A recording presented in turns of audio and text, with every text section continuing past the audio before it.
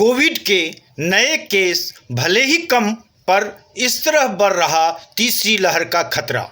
कहीं कोरोना फिर से न कहर बरपाना शुरू कर दे। फेस्टिव सीजन में बेकाबू हो चुकी है बाजारों में भीड़। कोरोना का नया वेरिएंट मिला, बढ़ी टेंशन। एक्सपर्ट्स की चेतावनी, पुराने वेरिएंट से ज़्यादा तेज़ी से फैल सकता है यह।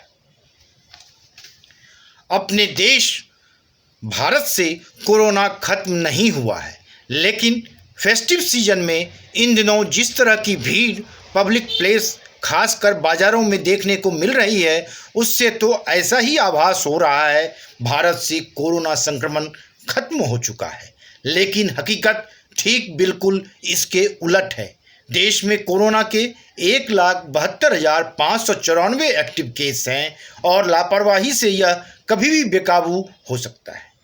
कोरोना संक्रमण के हफ्ते भर के मामले पर गौर करें तो इस दौरान हर दिन ऊपर और नीचे हो रहे हैं मामले, लेकिन ओवरऑल बात करें तो कोरोना संक्रमण की रफ्तार धीमी गति से आगे बढ़ रही है। ये आंकड़े आने वाले समय के लिए खतरनाक साबित हो सकते हैं।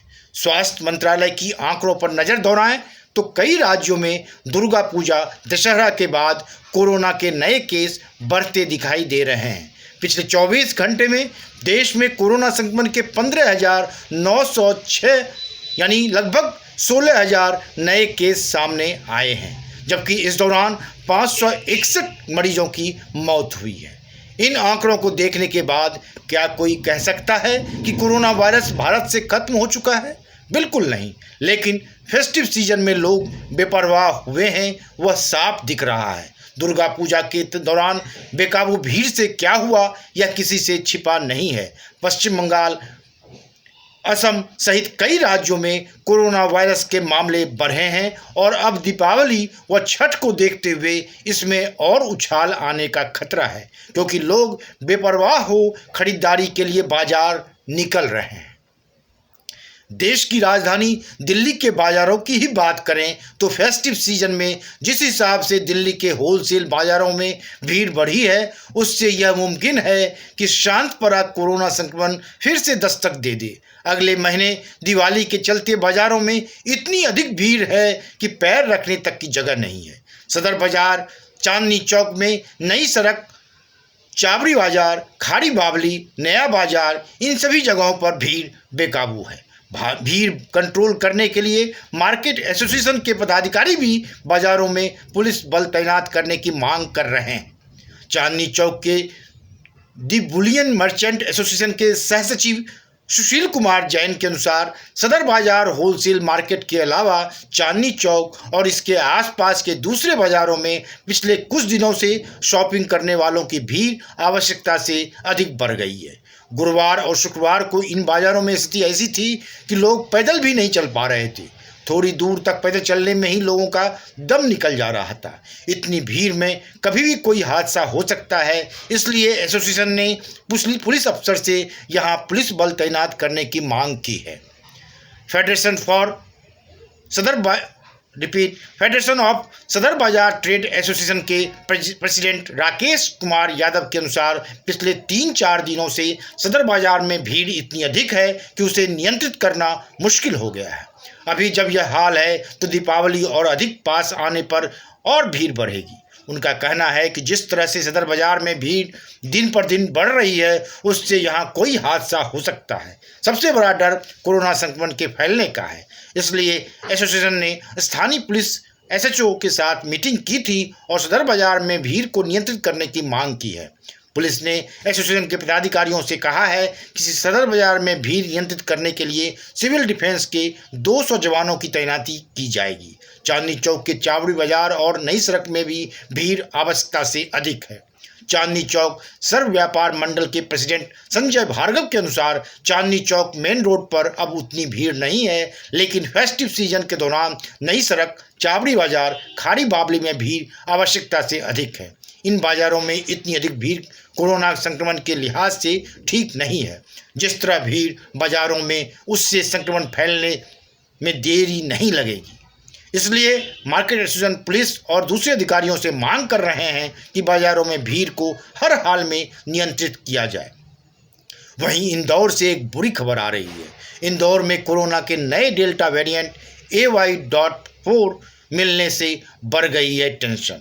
2 सैन्य अधिकारी सहित 7 संक्रमित मिले हैं। इससे पूरे इलाके में मच गया है हड़कंप। National centre of disaster control ने इसका खुलासा किया है। इन संक्रमित मरीजों के सैंपल सितंबर में लिए गए थे, जिनकी रिपोर्ट हाल ही में आई है। टाइम्स ऑफ इंडिया में छपी खबर के अनुसार चीफ मेडिकल और health officer CMHO doctor BS सैत्या ने कहा है कि महू कैंट के 2 सैन्य अधिकारी कोरोना के नए वेरिएंट से संक्रमित हैं। इस वेरिएंट को AY.4 कहा जा रहा है। ये महाराष्ट्र के एक मरीज में पाया गया था। NCDC की रिपोर्ट कहती है कि इस नए वेरिएंट की वजह से इंदौर में सितंबर में कोरोना के केस काफ़ी बढ़ गए थे। अगस्त में यहाँ संक्रमित मरीजों की संख्या में 64% इजाफा हो गया था। अंत में अब एक नज़र कोरोना वायरस संक्रमण के राज्यवार आंकड़े पर डालते हैं। सबसे पहले बात करते हैं कोरोना से सबसे अधिक प्रभावित राज्य केरल की।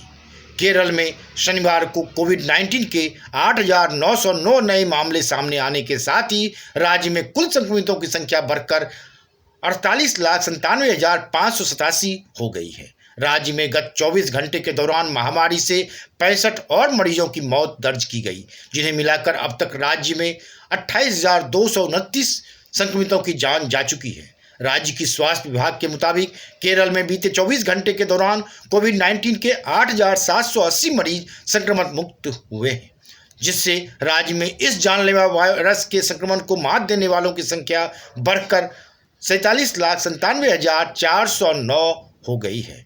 वहीं महाराष्ट्र में कोरोना के 1701 नए मामले सामने आए हैं, जिनमें मनसे प्रमुख राज ठाकरे व उनकी मां व उनकी नौकरानी भी शामिल है। महाराष्ट्र में अब तक कुल संक्रमितों की संख्या बढ़कर 66,01,551 हो गई, जबकि 33 और रोगियों की मौत होने से मृतकों की संख्या 1,39,998 तक पहुंच गई है। राज्य के स्वास्थ्य विभाग के मुताबिक राज्य में बीते 24 घंटे में 1,781 रोगियों के संक्रमण से उबरने की पुष्टि हुई है, जिसके बाद संक्रमण मुक्त होने वाले लोगों की संख्या बढ़कर 64,33,919 हो गई है। महाराष्ट्र में कोविड-19 के उपचाराधीन रोगियों की संख्या 24,022 हो गई है। इसी तरह पश्चिम बंगाल में कोरोना के 974 नए केस मिले हैं। दुर्गा पूजा के बाद पश्चिम बंगाल में कोविड-19 की स्थिति और खराब हो गई है। यहाँ शनिवार को 974 और लोग कोरोना वायरस से संक्रमित हुए, जो एक दिन पहले की तुलना में 128 अधिक मामले हैं। बीते एक सप्ताह की बात करें तो इस दौरान राज्य में कोरोना संक्रमण के 5,560 नए मामलों का पता चला है, जो पिछले 7 दिन पहले की संख्या 4,329 की तुलना में तकरीबन 28.4% अधिक है। स्वास्थ्य विभाग के मुताबिक पश्चिम बंगाल में शुक्रवार को कोविड-19 के 846 मामले सामने आए थे। दुर्गा पूजा के बाद राज्य में लगातार नए मामलों की संख्या में बढ़ोतरी हुई है। राज्य में कुल संक्रमितों की संख्या बढ़कर 15,85,466 हो गई है और संक्रमण के सबसे अधिक 268 नए मामले कोलकाता से सामने आए हैं। कोरोना वायरस के कारण 12 और लोगों के मरने की मृतकों की संख्या बढ़कर 19,045 हो गई है। पश्चिम बंगाल में कोरोना मामलों में बढ़ोतरी के पीछे दुर्गा पूजा महोत्सव को अहम कारण माना जा रहा है। असम कोरोना के नए मामलों में बढ़ोतरी के मामले में पश्चिम बंगाल के बाद दूसरे नंबर पर पूर्वोत्तर भारत का राज्य असम आता है। इस राज्य में पिछले 7 दिनों के दौरान कोरोना के नए मामलों में करीब 50.4% का इजाफा हुआ है। 7 दिन पहले की संख्या 1,454 की तुलना में इस अवधि के दौरान राज्य में 2,187 नए संक्रमण दर्ज किए गए हैं। हिमाचल प्रदेश असम के बाद तीसरे नंबर पर हिमाचल प्रदेश का है। इस राज्य में पिछले 7 दिनों के दौरान तकरीबन 38.4% की वृद्धि देखी गई है। राज्य में 7 दिन पहले की संख्या 914 के मुकाबले पिछले 7 दिनों में 1,265 मामले दर्ज किए गए हैं। शनिवार को हिमाचल प्रदेश में 257 नए मामले सामने आए, जो 21 सितंबर को 345 मामले सामने आने के बाद से एक महीने में सबसे अधिक है। इसलिए वनडे मैटर्स चैनल आपसे गुजारिश करता है कि क्यों न इस बार त्योहारों को कोरोना अनुकूल व्यवहारों के साथ सुरक्षित रहकर मनाया जाए। त्योहार भी, कोविड सेफ व्यवहार भी। Bureau report, one day matters.